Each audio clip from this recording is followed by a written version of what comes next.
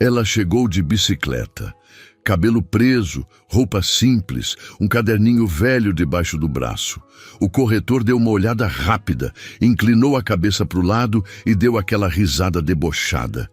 Virou para o colega e disse em voz baixa, achando que ela não ouvia: "Essa veio pedir emprego?" Ela ouviu e não disse nada, porque Solange já sabia, muito antes de entrar naquele showroom, exatamente o que ia acontecer. O que o corretor não sabia, e ia descobrir tarde demais, é que a mulher da bicicleta tinha dinheiro suficiente para comprar o prédio inteiro e que ela não tinha ido até ali para comprar um apartamento. Ela tinha ido para fechar uma conta. O showroom da construtora Nobre ficava no térreo de um dos empreendimentos mais caros do bairro. Piso de porcelanato polido, maquete iluminada no centro da sala. 2 corretores de camisa social conversando num canto com o tom de quem sabe que o espaço foi projetado para intimidar. Tudo ali dizia uma coisa só: você precisa merecer entrar aqui. Solange encostou a bicicleta no poste da calçada, prendeu o cadeado com calma, ajustou a mochila nas costas e entrou. Capacete na mão, caderninho debaixo do braço. Os 2 corretores pausaram a conversa por um segundo. Só um segundo. O suficiente para fazer a leitura e retomar como se nada tivesse acontecido. Miguel Tavares virou assim que ouviu a porta. Era o tipo de homem que nunca perdia uma chegada.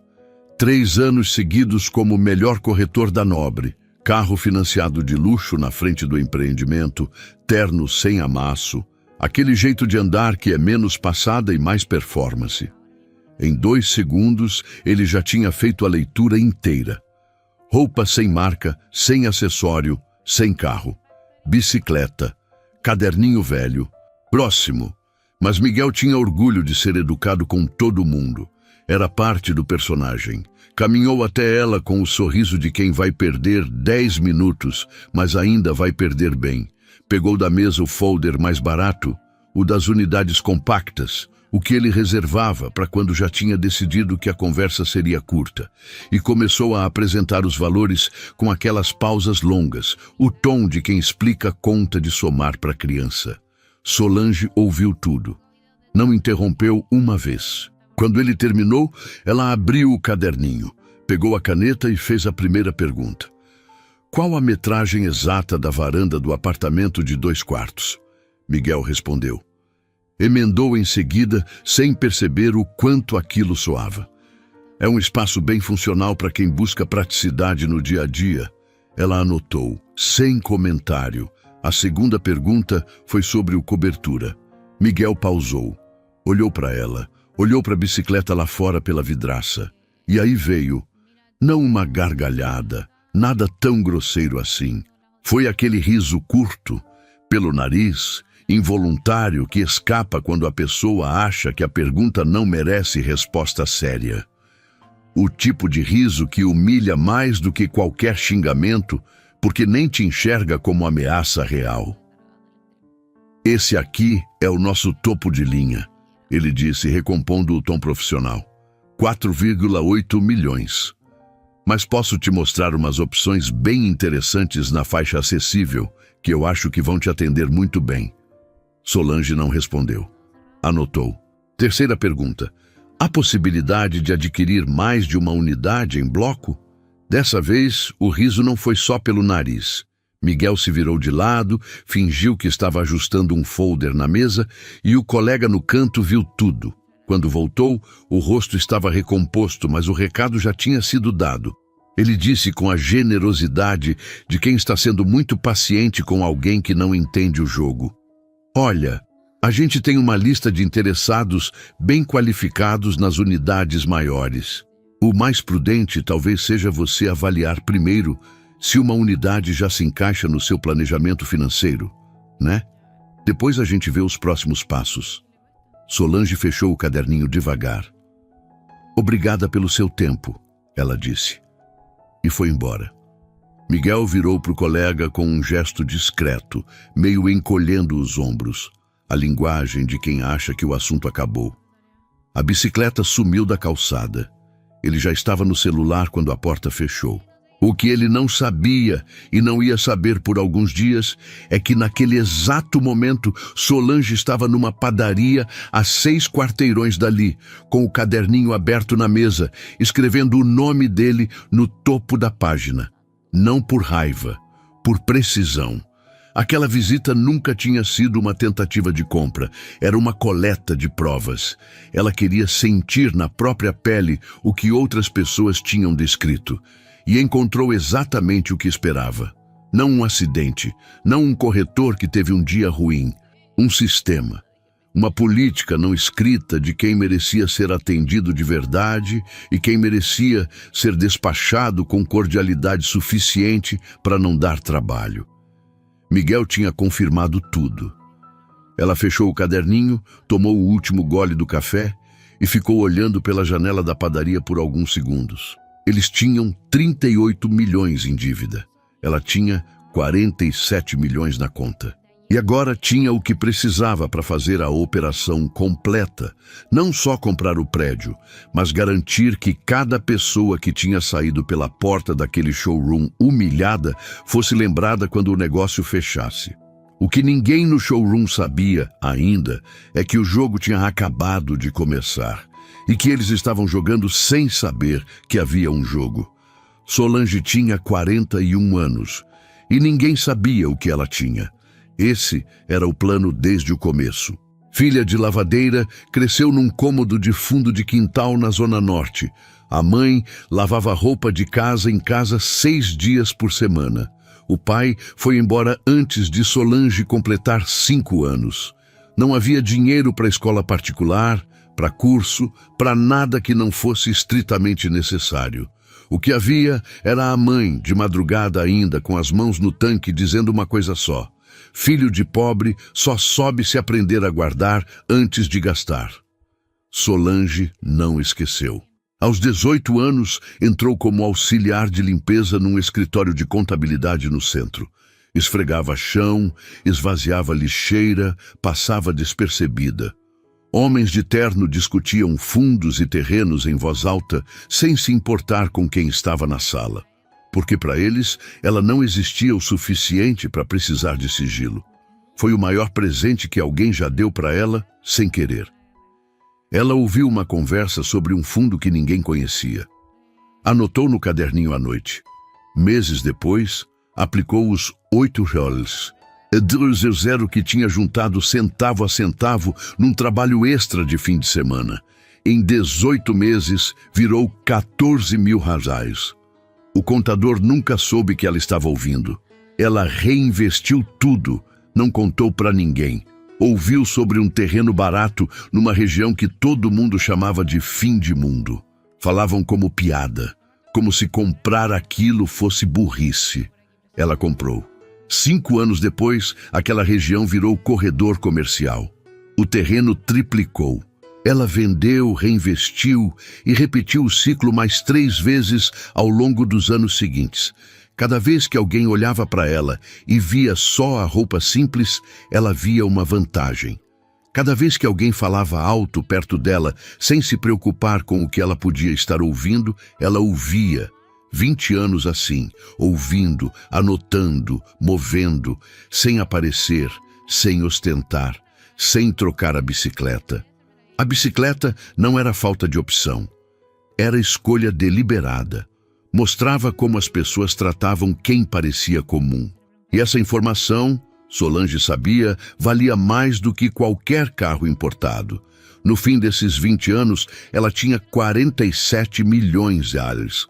Quando Hélio, seu assessor, sugeriu que ela fosse ao showroom da Nobre de outro jeito, roupa diferente, pelo menos uma bolsa decente, ela recusou sem hesitar. Eu preciso ver como eles atendem, do jeito que eu sou. Você tem certeza? Ele insistiu. Uma roupa mais adequada muda como eles respondem. Facilita tudo. Eu sei, ela disse. É exatamente por isso que eu não quero. Hélio anotou e não questionou mais. Enquanto Solange ia ao showroom, ele levantava cada número da construtora Nobre, e o que ele encontrou era melhor do que qualquer um dos dois esperava. A empresa estava com o caixa apertado, obra atrasada, custo de material fora do planejado, 87 unidades do edifício Vértice paradas sem comprador. Os credores tinham dado prazo, menos de 90 dias para fechar o ciclo, ou a dívida seria renegociada à força. Com o deságio que aquela situação permitia, todas as 87 unidades poderiam sair por 38 milhões. Solange tinha 47 ASs disponíveis, sem comprometer reserva. A matemática era perfeita, mas Solange nunca fechava nada baseada só em número. Ela precisava confirmar uma coisa primeiro. O que tinha vivido no showroom era um acidente, ou era a regra da casa. Hélio alertou.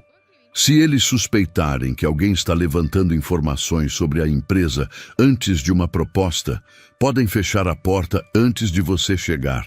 Então eu ligo de forma discreta, ela disse. Uma pessoa por vez, sem mencionar o nome da Nobre primeiro. Hélio anotou. Era a mesma Solange de sempre. Cada movimento calculado antes de ser dado. Começou a ligar. Teresa. Tentou comprar 6 meses antes, sumida no silêncio depois do segundo contato, sem retorno, sem explicação. Jonas. Foi com a esposa. Saiu redirecionado 3 vezes para unidades menores, sem que alguém perguntasse o que eles queriam de verdade. O mesmo cheiro em cada história, a cordialidade de quem está sendo gentil o suficiente para você ir embora sem reclamar. E então chegou a história de Dona Cida. 68 anos. Filho chamado Rafael, médico que juntou dinheiro por 10 anos com um objetivo só: comprar um apartamento bom para a mãe, que morava de aluguel desde sempre. Rafael foi ao showroom num sábado de manhã, bem vestido, pasta com toda a documentação. Miguel recebeu com sorriso. Até Rafael mencionar o financiamento. O clima mudou em segundos. Em 15 minutos, Rafael estava na calçada, com uma desculpa de lista de espera, que Miguel deu sem levantar os olhos. Dona Cida estava esperando do lado de fora. Viu a expressão do filho antes de ele falar qualquer coisa. Rafael foi até ela devagar, colocou a mão no ombro, disse que não tinha dado certo, que precisariam esperar mais um pouco. Dona Cida assentiu, ajustou a bolsa no braço e os dois foram embora pela calçada. Nenhum dos dois olhou para trás. Solange ouviu tudo sentada na cozinha, caderninho aberto. Não interrompeu uma vez. Quando Dona Cida terminou, agradeceu com calma, anotou o nome de Rafael e fechou o caderno devagar. Ficou com a mão sobre a capa por um instante. Ela tinha o que precisava. O padrão era real, tinha rosto, tinha nome e tinha consequência. E ela tinha 47 milhões de dólares prontos. A Nobre precisava de 38 aisais. A conta era simples. O que vinha depois não era simples. Era cirúrgico. A operação não era mais só uma compra. Era outra coisa. E o próximo passo não tinha volta. Na manhã seguinte, Solange ligou para Hélio com uma instrução simples. Amplia o levantamento. Não só os números da Nobre. Ela queria rastro documental, reclamações, e-mails, qualquer coisa que transformasse impressão em prova. Hélio avisou. Cuidado com as ligações. Se alguém na Nobre souber que tem gente coletando relatos antes de uma proposta, eles fecham a porta. Eu sei como fazer, ela disse. E fez. Começou naquela mesma manhã, sentada na cozinha com o caderninho aberto e uma lista de nomes ao lado. Ligava cedo quando as pessoas ainda estavam em casa. Uma por vez, sem mencionar a Nobre de início, deixando a conversa chegar lá naturalmente. Escutava tudo, não interrompia e anotava cada detalhe como se fosse o único que importava. Porque era Carla, enfermeira, 37 anos. Tinha ido ao showroom com a irmã, entrada no bolso, e ouvido que o apartamento que queria tinha acabado de ser reservado. Solange verificou nos registros. A unidade continuou disponível por mais 2 meses depois da visita de Carla. Foi vendida depois, para outra pessoa, sem pressa. Eu achei que tinha entendido errado, Carla disse no telefone. Não tinha, Solange respondeu. A unidade estava disponível quando você foi lá. Eu verifiquei. Silêncio longo. O que você precisa de mim? Um depoimento escrito. Data, horário, o que aconteceu, só isso. Carla não respondeu na hora. Ficou em silêncio por uns 10 segundos. O peso de quem está calculando o que pode perder. Disse que precisava pensar até o dia seguinte. Ligou antes das 8 da manhã. Disse que ia assinar. Ao longo daquela semana, mais 6 pessoas disseram o mesmo. Cada relato com um detalhe diferente. Todos com o mesmo fio.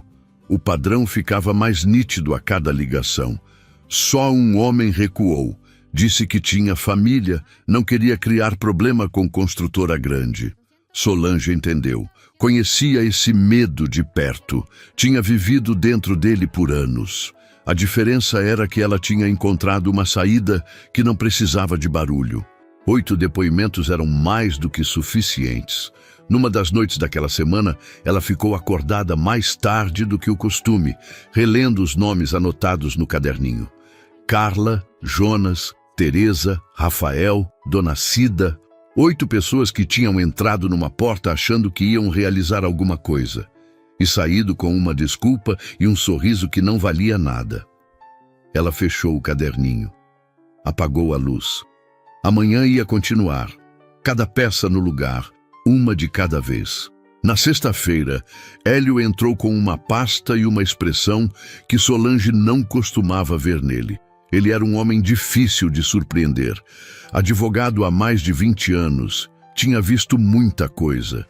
Quando colocou as folhas na mesa devagar, ela percebeu antes de ler que aquilo era diferente. Tem uma coisa aqui que você precisa ver, ele disse. E-mails internos, vazados por uma ex-funcionária que tinha pedido demissão 2 meses antes, por não aguentar mais o que via por dentro.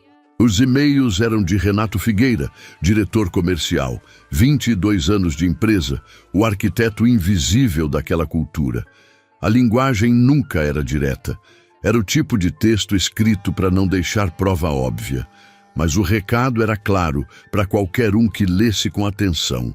Priorizar clientes com perfil alinhado. Não desperdiçar tempo com leads de baixa conversão. Manter o padrão de atendimento diferenciado para os clientes certos. Miguel não tinha inventado nada. Tinha aprendido. E Renato tinha ensinado. Com os depoimentos e isso junto, o padrão é inegável, Hélio disse. Pausa. Mas tem um problema. Solange levantou os olhos. Quando eles receberem a proposta, vão pesquisar quem você é. Vão ligar para conhecidos. Tentar entender de onde vem esse dinheiro. Se descobrirem cedo demais, podem tentar sabotar a negociação antes de você chegar. E aí você perde a janela. Solange pegou as folhas. Leu devagar, página por página, sem pular nada. Dobrou, guardou na pasta, ficou em silêncio. Por isso a condição adicional não entra na proposta inicial, ela disse. Entra só depois que eles aceitarem o valor, nessa ordem. E se eles cancelarem a reunião depois de pesquisar? Ela abriu o caderninho na última página, leu um número em silêncio, fechou. Então eu levo o dinheiro para o segundo endereço. Já tenho os números dos 2. Um deles fecha. Hélio ficou olhando para ela por 1 segundo. Depois anotou. Cada peça estava no lugar. Os depoimentos. Os e-mails de Renato, a fragilidade financeira da Nobre e 47 milhões prontos para se mover em 72 horas. Eles tinham uma dívida que precisava de 38 milhões para fechar. Ela tinha esse dinheiro e mais 9 sobrando. Eles não sabiam disso ainda. E enquanto não soubessem, a vantagem era inteiramente dela. A única peça que faltava era ela mesma voltar ao showroom. Mesma roupa, mesma bicicleta, mesmo caderninho. E pedir para falar com o diretor. Mesma roupa? Hélio perguntou já sabendo. Mesma roupa, ela confirmou. E desta vez eu não saio sem falar com Renato. Hélio fechou a pasta. Não disse mais nada. Naquela noite, antes de dormir, Solange abriu o caderninho numa página em branco e escreveu 3 coisas: o nome de Renato Figueira, o valor exato da proposta e o nome de Rafael Carvalho. Ficou olhando para a página por 1 segundo. Fechou o caderninho, colocou na mochila para a manhã seguinte. Estava pronta. Cada peça no lugar, cada movimento calculado. Na segunda-feira de manhã, Solange saiu de casa cedo. Pegou a bicicleta, prendeu o capacete, ajustou a mochila. Dentro, o caderninho e a pasta com a proposta que ela e Hélio tinham passado o fim de semana ajustando número por número. Mesma roupa de sempre, mesma bicicleta, mesma expressão. Miguel a reconheceu assim que ela entrou. Deu aquela piscada para o lado, o sinal entre colegas que não precisa de palavras para dizer aquela de novo. Caminhou até ela com o sorriso de sempre, um grau abaixo do que reservava para clientes que ele considerava de verdade. Voltou para dar uma olhadinha a mais. Vim falar com o diretor comercial. Miguel pausou, olhou para ela, olhou para a pasta que ela segurava, olhou de volta para ela. O doutor Renato está em reunião. Posso te ajudar com alguma coisa? Posso esperar, ela disse. E sentou. Caderninho no colo, pasta embaixo do braço, celular no bolso. Não olhou para o relógio. Não demonstrou impaciência. Ficou exatamente igual a quando tinha entrado, quieta, presente, como se tivesse todo o tempo do mundo. E tinha, porque 47 milhões de lares não criam pressa, criam paciência. Miguel voltou para a mesa sem saber o que fazer com aquilo. De vez em quando olhava para o canto onde ela estava. Ela nunca olhava de volta. Atendeu 2 clientes naquele tempo, mostrou planta, sorriu na dose certa, mas algo naquele dia estava ligeiramente fora do lugar e ele não conseguia nomear o quê. Passou 1 hora. O colega de Miguel passou perto 2 vezes com pressa falsa. Ninguém perguntou de novo se ela queria alguma coisa. O ambiente tinha ficado levemente desconfortável, o tipo de desconforto que aparece quando alguém não reage como o ambiente espera, e o ambiente não sabe o que fazer com isso. Renato Figueira apareceu porque ficar na sala dos fundos já tinha ficado mais constrangedor do que vir. 54 anos, terninho escuro, aperto de mão com pressão calculada. Deu 5 minutos, porque era mais rápido do que explicar por que não ia dar. Sentou do lado oposto da mesa, com a expressão de quem está fazendo um favor ao próprio tempo. Me fala, o que posso fazer por você? Solange abriu a pasta e colocou um único documento sobre a mesa. Renato pegou, leu. O rosto não mudou nos primeiros segundos, homem treinado para não demonstrar reação. Mas os olhos voltaram para a linha do valor e releram. Proposta formal de aquisição das 87 unidades do edifício Vértice. 38,2 milhões à vista. Comprovante de disponibilidade financeira anexo. Prazo de resposta, 24 horas. Renato colocou o papel na mesa com aquele cuidado excessivo de quem está comprando tempo.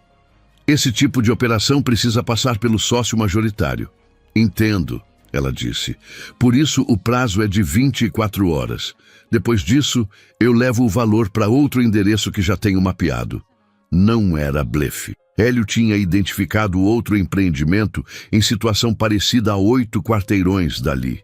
Solange tinha os números dos dois na cabeça desde o dia anterior. Renato ficou com a proposta na mão, olhando para ela com aquela expressão de quem não está acostumado a sentir incerteza dentro do próprio showroom. Solange se levantou, agradeceu e foi embora. Do lado de fora, desamarrou a bicicleta com calma. Ouviu a voz de Miguel atravessando o vidro. Não as palavras, só o tom animado de quem está contando alguma coisa para o colega. Provavelmente sobre ela. Provavelmente errado. Ela prendeu o capacete, deu uma última olhada para o showroom pela vidraça e pedalou sem pressa. Dentro daquele showroom, Renato estava com a proposta na mão, sem saber ainda que aquela folha de papel ia mudar a trajetória de tudo. Solange parou na padaria. Pediu café com leite, o mesmo de sempre. Ligou para Hélio. Entreguei. 24 horas.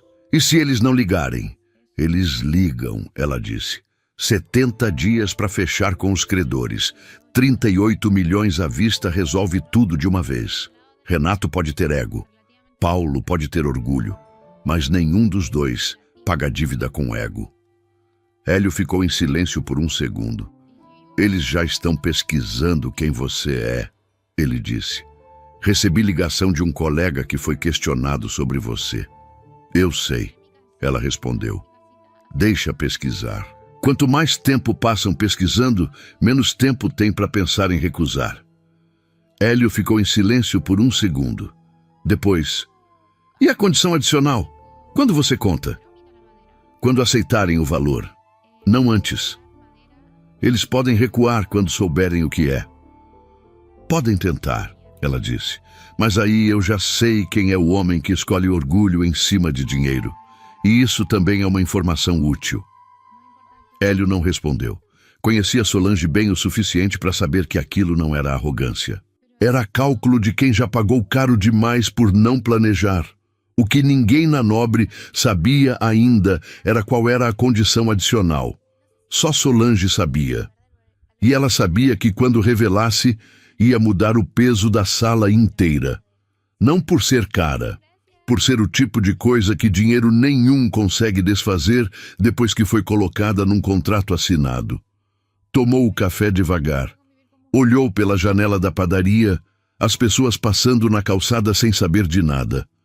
Guardou o caderninho na mochila. Pedalou para casa. As 24 horas iam ser longas para todo mundo, menos para ela. Ela já sabia o que ia acontecer. Só esperava que o relógio chegasse lá. A ligação chegou com 40 minutos de antecedência. Solange estava na cozinha quando o telefone tocou. Número do escritório da Nobre. Ela deixou tocar 2 vezes, respirou fundo, atendeu. Era a secretária de Renato, com aquele tom de quem foi orientado a soar cordial. O doutor Renato gostaria de saber se a senhora poderia passar pelo showroom ainda hoje. Que horas?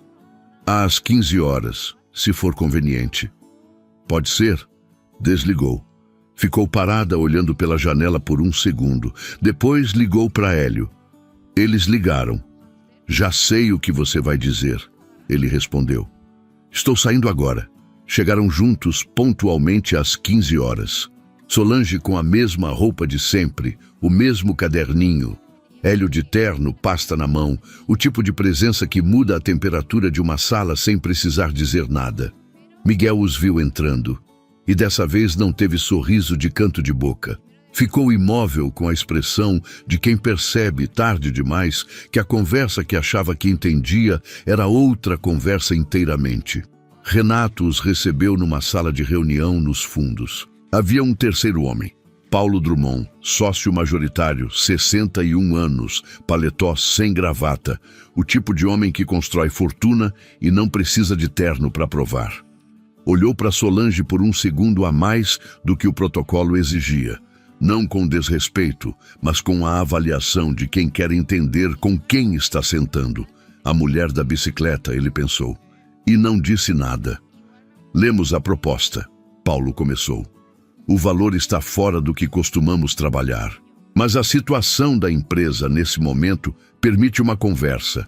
Era a fala de quem quer aceitar, sem parecer que precisa aceitar. Hélio abriu a pasta com a estrutura jurídica do contrato. Paulo pegou. Renato leu por cima do ombro. Foi quando Solange falou pela primeira vez desde que tinham entrado na sala. Antes de seguirmos, eu tenho uma condição adicional que precisa constar no contrato. Paulo olhou para ela.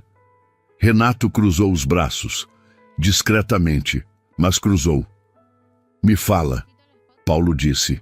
Rafael Carvalho, médico, será contratado formalmente pelo empreendimento como responsável pelo serviço de saúde ocupacional. Contrato de 5 anos, remuneração de mercado, início imediato após a assinatura. O silêncio que tomou conta da sala durou exatamente o tempo que levou para cada pessoa entender o que tinha acabado de ouvir. Paulo ficou olhando para Solange sem falar.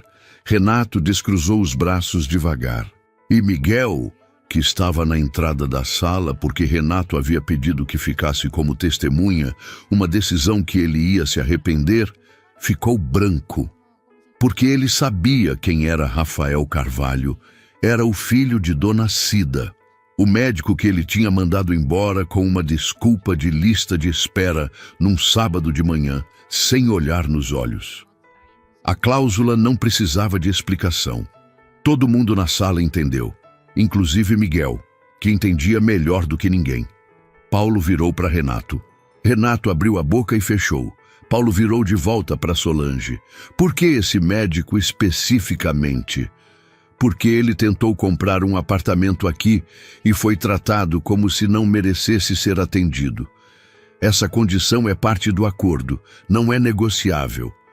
Renato se mexeu na cadeira. Hélio não se mexeu nem 1 milímetro. 10 segundos de silêncio.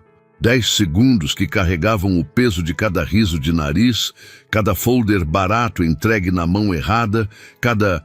Talvez o melhor seja você avaliar se uma unidade se encaixa no seu planejamento. Dito com aquela paciência condescendente. Paulo falou. Tudo bem. Renato virou para ele com raiva mal contida. Paulo não olhou para o Renato. Estava olhando para Solange. Mais alguma condição? Não, só essa. Hélio começou a organizar os documentos. Paulo chamou o advogado da Nobre. A conversa técnica durou 40 minutos. Valores, prazos, estrutura em bloco, contrato de Rafael. Solange fez 2 perguntas técnicas. Respondeu tudo com precisão. Miguel ficou na entrada o tempo inteiro. Ouviu cada detalhe da maior venda da história daquela empresa, sendo fechada pela mulher da bicicleta que ele tinha descartado em 2 minutos na primeira vez que ela entrou pela porta. O folder barato que tinha colocado na mão dela. O riso pelo nariz. A pergunta sobre o cobertura que ele tinha respondido como se fosse piada. Cada detalhe voltou durante aqueles 40 minutos de conversa técnica que ele não foi convidado a participar. Só a testemunhar. Era o tipo de presença que serve para assinar um documento. Não para mais nada. Quando se levantaram, Paulo segurou a mão de Solange 1 segundo a mais. Foi uma boa negociação. Foi, ela concordou. Renato não disse nada. Saiu antes de todos. Solange e Hélio atravessaram o showroom. Miguel estava de pé perto da mesa, sem conseguir fingir que fazia outra coisa. Solange passou por ele sem parar, sem olhar, sem expressão de vitória. Não precisava de vitória, já tinha o que veio buscar. Do lado de fora, Hélio soltou o ar devagar. A cláusula foi o ponto certo, ele disse. Era a parte mais importante, ela respondeu.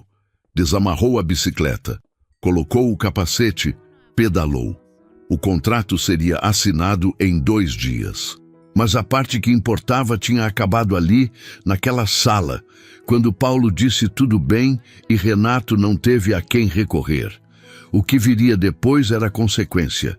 E consequência, Solange sabia, costuma ser mais pesada do que qualquer virada. Mais pesada e mais duradoura. O contrato foi assinado 2 dias depois. Paulo chegou pontualmente, caneta na mão, sem teatro.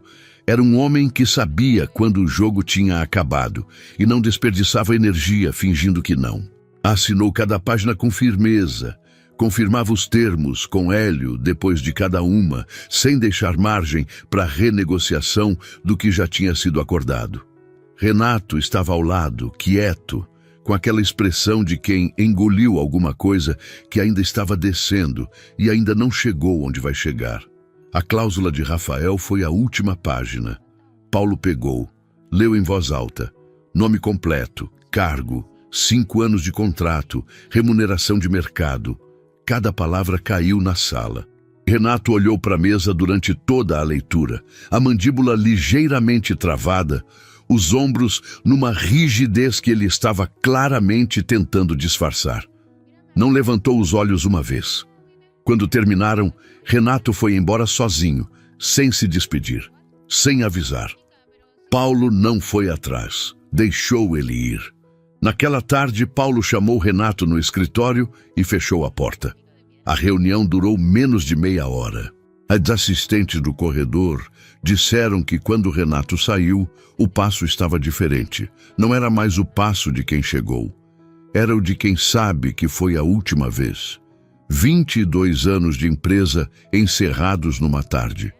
Renato saiu com uma caixa de pertences e o peso silencioso de saber que foi a cultura que ele mesmo construiu, protegeu e ensinou como se fosse mérito que destruiu tudo. Quem o viu cruzar o saguão disse que ele foi com a cabeça baixa, o passo rápido, a caixa contra o peito. A postura de quem não quer ser visto saindo daquele jeito depois de tanto tempo chegando como dono do espaço. A notícia chegou ao showroom no dia seguinte. Miguel soube pela secretária, a mesma que tinha ligado para agendar a reunião com Solange. Ela disse com aquele cuidado de quem não quer parecer que está gostando de contar, mas está. Miguel ficou sem resposta por 5 segundos. Perguntou se sabia o motivo. Ela disse que não sabia oficialmente, mas todo mundo sabia. Ele ficou olhando para o showroom depois de desligar. O porcelanato, a maquete iluminada, as cadeiras alinhadas, tudo igual e completamente diferente, de uma forma que ele não conseguia nomear, mas sentia no estômago. A carta de desligamento chegou numa sexta-feira, num envelope fechado sobre a mesa do RH. O RH deixou o envelope e foi embora. Não havia nada mais a explicar. Miguel ficou olhando para o envelope por um tempo antes de abrir. Depois, abriu devagar, dobrou ao meio sem terminar de ler e ficou parado. O carro financiado ia ser devolvido. O terno ia para o guarda-roupa sem data de volta. Os 3 anos consecutivos de melhor corretor viraram um detalhe de currículo que a nova gestão não ia parar para checar. Nos meses seguintes, tentou recolocação. Preparou o currículo com cuidado. Listou os 3 anos de melhor corretor, as metas batidas, os números. Chegou até a segunda entrevista em 2 empresas. Numa delas, o gerente apertou a mão com um sorriso animado e disse que ia retornar em breve. Não retornou. Na outra, ficou sabendo por um contato em comum que o processo tinha sido encerrado depois de uma ligação de referência. Em nenhuma foi chamado de volta. O mercado imobiliário de uma cidade grande é menor do que parece. Nomes circulam de um jeito que currículo nenhum conserta. Não havia nada formal contra ele. Solange nunca quis isso. A consequência de Miguel não precisava de processo. A vida já estava sendo eficiente o suficiente. Enquanto isso, a pasta de Hélio, 8 depoimentos, datas, horários, e-mails de Renato, foi protocolada num conselho de ética do setor. O padrão era inegável. Renato teve o registro suspenso. A Nobre pagou indenização às vítimas. Sem barulho, sem manchete, sem discurso. Exatamente como Solange queria desde o começo. Consequências reais, sentidas por quem tinha feito, sem precisar de plateia para validar. Quando Hélio ligou para Rafael, comunicando que o contrato estava formalizado e que o início era na segunda seguinte, Rafael ficou em silêncio por quase 10 segundos. Hélio esperou sem pressa. "Quem é Solange?" ele perguntou. "A nova proprietária do empreendimento", Hélio disse. "Ela incluiu sua contratação como condição da compra. Sem ela, não haveria negócio." Silêncio mais longo. "Obrigado", disse Rafael. A voz não estava firme, não estava nem tentando estar. Hélio desligou. Não contou a Solange. Não precisava. Rafael começou numa segunda-feira de setembro. Sala própria, nome na placa. Dona Cida acordou mais cedo naquele dia. Pegou o ônibus, desceu na esquina do prédio. Ficou na calçada em frente à entrada, olhando para o nome do filho gravado na placa. Rafael Carvalho, Médico. Não tinha certeza de quanto tempo ficou ali. Longo o suficiente para uma senhora que passou do outro lado da rua perguntar se precisava de ajuda. Ela disse que não. Estava bem. Estava muito bem. Não entrou. Não precisava. Já tinha o que queria ver. Solange passou de bicicleta por ali naquela mesma tarde, no caminho de volta para casa, depois de uma reunião com Hélio sobre os próximos passos do empreendimento. Não planejou passar por ali. Era o caminho natural. Deu uma olhada para o nome de Rafael na placa quando pedalou na frente. Reduziu um pouco o ritmo por 2 segundos e continuou pedalando, mas ainda havia uma parte que não tinha terminado. A parte de Miguel. Miguel passou meses sem emprego fixo. Não foi queda espetacular, foi silenciosa, aquela que acontece dentro de casa, sem plateia. O carro foi devolvido numa manhã de terça-feira. Ele foi de ônibus até a concessionária, em pé no corredor, uma mão no corrimão, passando pelas mesmas ruas que cruzava no carro, com pressa de chegar antes do primeiro cliente. Agora via tudo mais devagar, mais perto. Entregou a chave no balcão, voltou a pé até o ponto. Era só um homem pagando uma conta que tinha adiado sem perceber. As tentativas de recolocação foram esgotando o que sobrou da confiança. O problema não era competência. Miguel entendia de venda, de imóvel, de cliente. Era outra coisa. Sem o terno, sem o carro, sem o showroom elegante ao fundo, o personagem que tinha construído por anos não ficava de pé. E sem o personagem, ele não sabia bem quem era. Uma tarde parou na frente do espelho do banheiro e ficou olhando por mais tempo do que o normal. Não por vaidade, por alguma coisa que não conseguia nomear, como se estivesse tentando reconhecer alguém que havia deixado de ver faz tempo. O primo ligou num sábado de manhã. Programa habitacional. Famílias de baixa renda tentando entender contratos de financiamento. Trabalho voluntário, sem salário, sem crachá, sem nada que ele costumava achar que precisava para se sentir alguém. Miguel ficou em silêncio por alguns segundos. Depois disse que sim. No primeiro dia, chegou 10 minutos antes. A sala era pequena, cadeiras de plástico, ventilador de teto barulhento. Nada lembrava o showroom. Ninguém esperava performance. Era só um homem numa cadeira de plástico, com uma folha de papel na frente, esperando a primeira pessoa entrar. Na primeira semana, atendeu uma senhora de 63 anos que não entendia por que o banco tinha negado o financiamento depois de 3 meses e uma pilha de documentos. Ele pegou tudo, linha por linha, encontrou um erro simples de cadastro que o gerente tinha ignorado. Ligou para o banco, insistiu, resolveu em 2 dias. A senhora voltou no dia seguinte com um pote de doce de leite embrulhado em papel de presente e uma fita de aniversário que devia ter sobrado de outra época. Miguel colocou o pote na mesa e ficou olhando para ele. Não era 1,2 milhão fechado num aperto de mão.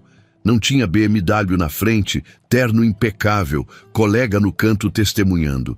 Era um pote de doce de leite numa mesa de fórmica.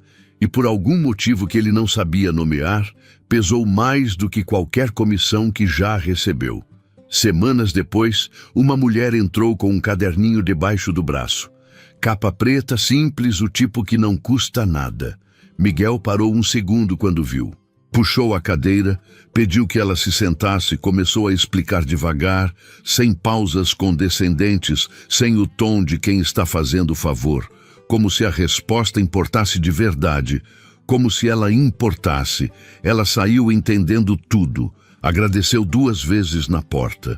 No ônibus de volta para casa, Miguel ficou olhando pela janela por um bom tempo, pensando no caderninho de capa preta. Em quantas vezes, no showroom, tinha olhado para um caderninho assim e decidido em 2 segundos tudo o que precisava decidir sobre a pessoa que o carregava. Chegou em casa, colocou a chave na fechadura, ficou parado 1 segundo. Não por nada específico, por aquela sensação de que alguma coisa tinha virado. Não de forma dramática, não de forma que alguém de fora visse. Por dentro, devagar. Como costumam ser as coisas que realmente mudam. Entrou. Fez um chá. Dormiu sem precisar se convencer de nada. Meses depois o programa o contratou. Salário menor que 1/3 do que ganhava na Nobre. Aceitou sem negociar. Não era redenção. Redenção é palavra de quem precisa de plateia. Era só um homem recomeçando de onde conseguia, fazendo o único trabalho que, quando o dia terminava, não deixava aquele vazio que ele passara anos sem perceber que sentia. Dona Cida não chorou quando Rafael assinou o contrato. Chorou depois, no corredor do cartório, abraçada no filho, sem ninguém olhando. Rafael ficou quieto, uma mão no ombro dela, a outra segurando a pasta. 10 anos de economia. Uma lista de espera que nunca existiu. O nome dele na placa de um prédio. Tinha chegado. Só isso. E Solange? Voltou para casa de bicicleta, como sempre. Parou na padaria, pediu o café com leite de costume, comeu o pão na chapa, leu o jornal dobrado que ficava na mesa do balcão. O dono perguntou se queria mais café. Ela disse que sim. Ficou mais 10 minutos olhando a rua pela janela, as pessoas passando com pressa de quem tem lugar para chegar. O patrimônio tinha crescido naquele ano, a bicicleta continuava a mesma. Ela preferia assim. Não deu entrevista, não mudou nada. Era sobre fechar uma conta que outros tinham aberto sem perceber. Com sorrisos de nariz, listas de espera que não existiam e perguntas respondidas com pausas longas demais. A conta foi fechada. Solange tomou o último gole do café, deixou o dinheiro na mesa e pedalou de volta para casa pelo mesmo caminho de sempre. Porque aprendeu muito cedo que o barulho chama a atenção, mas o silêncio constrói impérios. E que a maior prova de inteligência não é parecer poderosa, é que os outros descubram tarde demais que você é. No me importa, esa canción es la mejor canción que vayas a escuchar en tu vida, eso es lo que pasa. Espérate, ¿para dónde era? Me estoy yendo para el otro lado.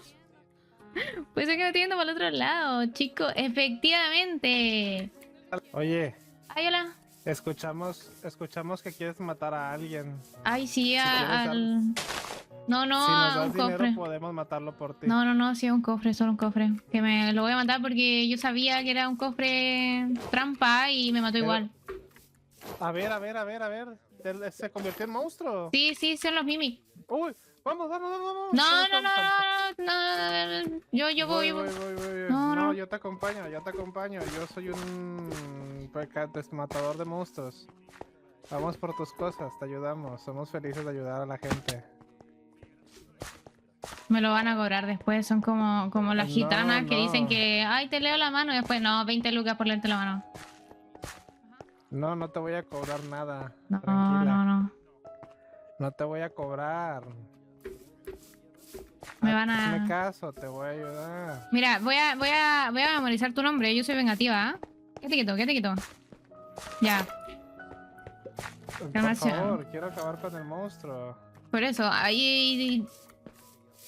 ¿Dónde está? Dime. No, ¿Aquí adentro? está terrible lejos. A ver. Mira, vamos a hacer esto. Te ayudo a recuperar tus cosas y a mí me dejas matar al monstruo, ¿vale? ¿Viste? Sabía, yo viene con trampa, todo viene con trampa, igual que las gitanas. Pero tú vas a acabar con... Tú vas a recuperar tus cosas. Yo solo No, quiero pero matar al yo monstruo. quiero lo que da el monstruo, pues yo... El monstruo no da nada. ¿Cómo que no? Yo sí sé jugar Minecraft, artefactos, si yo lo quiero. No, el monstruo no da nada. A mí, el mansplaining a otro lado, yo sé cómo funciona el Minecraft, yo soy el Minecraft. ¿En serio? Sí, yo creé Minecraft, de hecho. De verdad. Sí, eres sí. programadora. Wow, increíble. Yo programé, yo soy Notch. ¿En serio? Sí. Wow. Tranquila, no te preocupes, Notch. Te vengo aquí para cuidarte. Sí, calmación nomás. Evitaré que mueras. Tranquila. Oye, pregunta, ¿tienes un plan de mínimo cómo vas a entrar ahí? Sí, pero si está la entrada nomás. Anota su nombre, yo no sé qué intenciones tiene. Creo que me quiere robar. Uy. Bueno, saco captura, le saco foto, Sí, le saco sácale foto. foto, sácale Lo foto. identifico, lo Después lo identifico, vamos a funar. Depende de lo que haga, lo vamos a funar, así que cuidadito. Ok.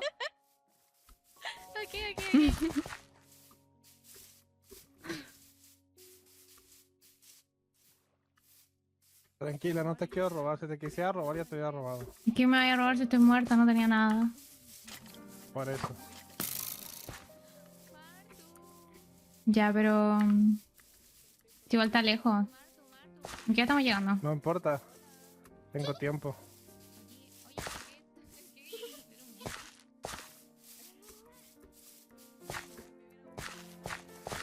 Hay que ver cómo bajar por acá.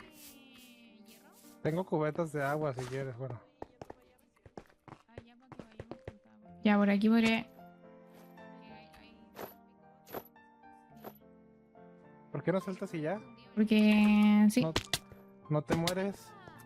Es que estaba analizando qué tan...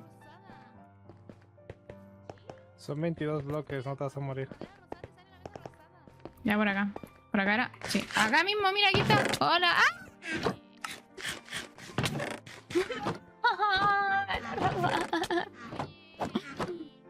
Oye, carnal. Yo no. Dime.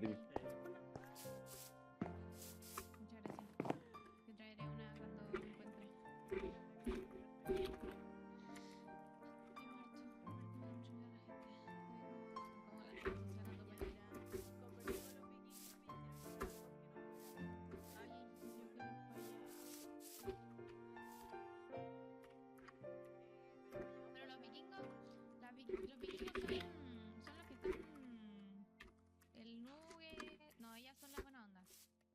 El Kishi y todo ello, ¿no? Ya, mira, yo me voy a ir por donde está la gatito. Espero que estén mis cosas. Y mi artefacto, porque yo sé que esos monos dan artefacto. Me robó el fucking artefacto, yo estoy segura que me lo robó. De nuevo, siguiendo a la inversa. Y no, me estoy volviendo. Good girl on her worst behavior. ¿Todo por querer hacer karaoke? Oh, ya, a ver. Necesitamos una canción. Una canción que nos motive para un posible asesinato. Esto me parece bastante asesinato. Bruja la sangre. Se corre por la calle. Bruja la sangre. Mira. Mira.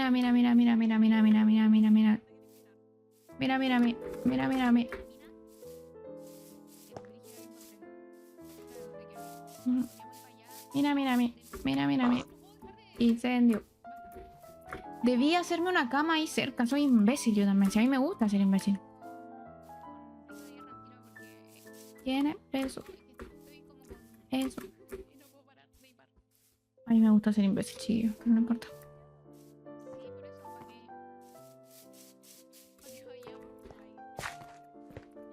Eso.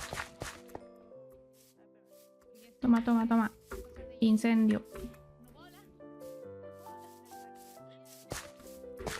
Tú solo me caso. Que te roba el celular. Jaja. La niña se pinta.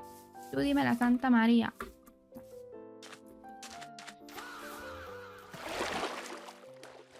Esperemos que siga ahí. Si se fue y me robó. Chicos, yo... Más se va a poner a llover.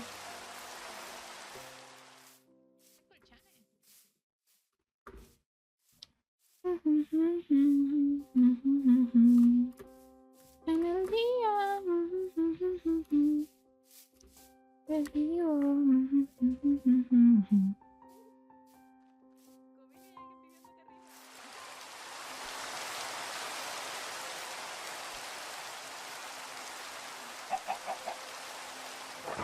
Está ahí, no se movió de ahí, no puedo creerlo.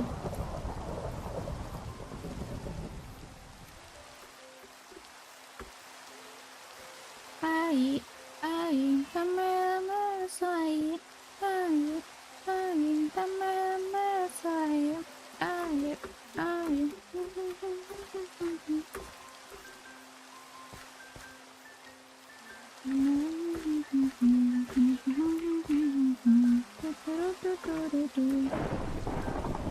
Terremoto.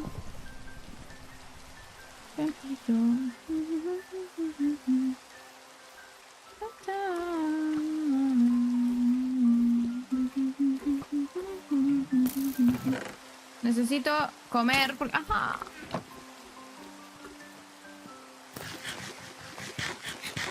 A las frías, pero no suben una polla. Ya, chica, ya. Chica, ya. Entendimos que quieres llamar la atención, déjame. ¿Se está yendo? Está ahí.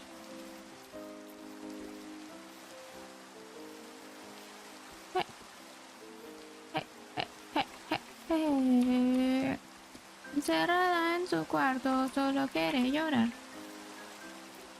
Vámonos a bailar. Yo asqueroso vienen. Dile, muévete. ¿Cómo está Yumen? Muévete. Así. Dile, muévete. Ay, muévete. Me muevo así. Muévelo así. Muévelo así. Que aprenda. O así. Mesa, ¿qué más? Mesa. No, era por acá. Sí, era por acá. No puedo creerlo. No te fuiste. Toma. No te fuiste.